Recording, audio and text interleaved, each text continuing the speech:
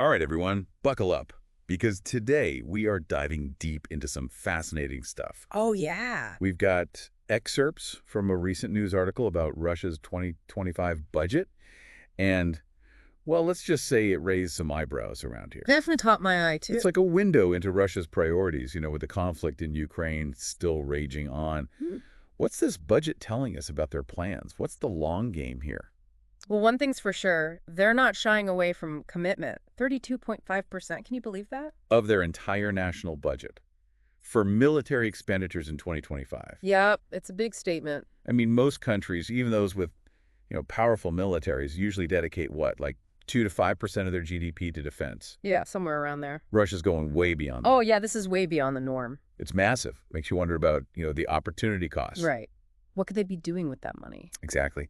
What are the potential consequences for their economy, for their social programs, if they're just funneling all this cash into the military? It does seem like they're digging in for a long haul. Maybe they're not too worried about the economic repercussions.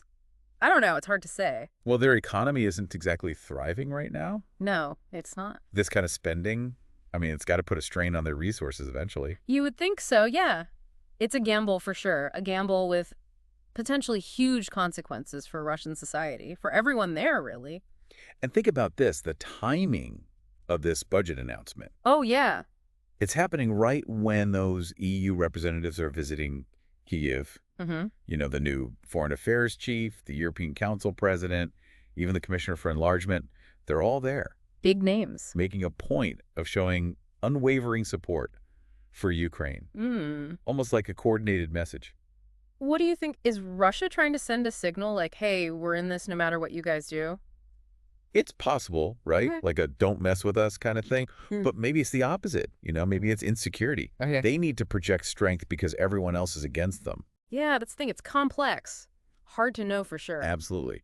And then you throw in the recent escalation of tensions, it's getting really tense. What do you mean? Well, the article mentions the U.S. and U.K. are letting Ukraine use their missiles on Russian territory. Whoa. Yeah, that's a big deal. Definitely changes things. And Moscow is not happy.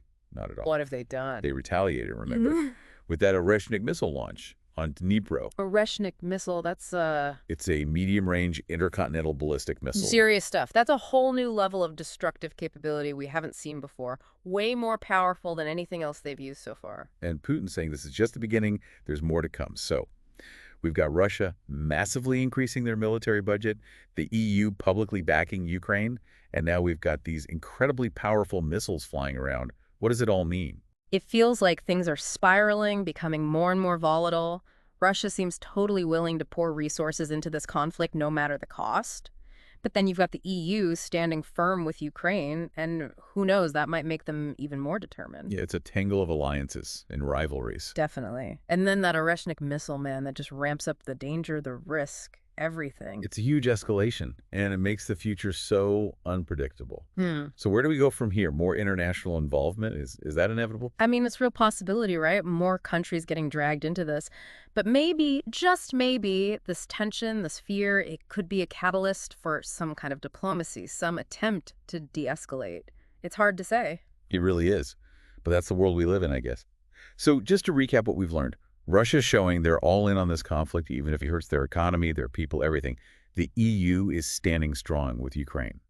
And the conflict itself is getting more and more dangerous with these new weapons. It's a lot to process. For sure. And the stakes are incredibly high. This could have huge consequences for everyone. Absolutely. Yeah. So as you keep following this story, I want you to think about this. With everything we've just talked about, with Russia seemingly willing to risk so much, what do you think the future holds for Ukraine? What are the most likely scenarios? Do some research, look at it from all sides, and come to your own conclusions. Until next time.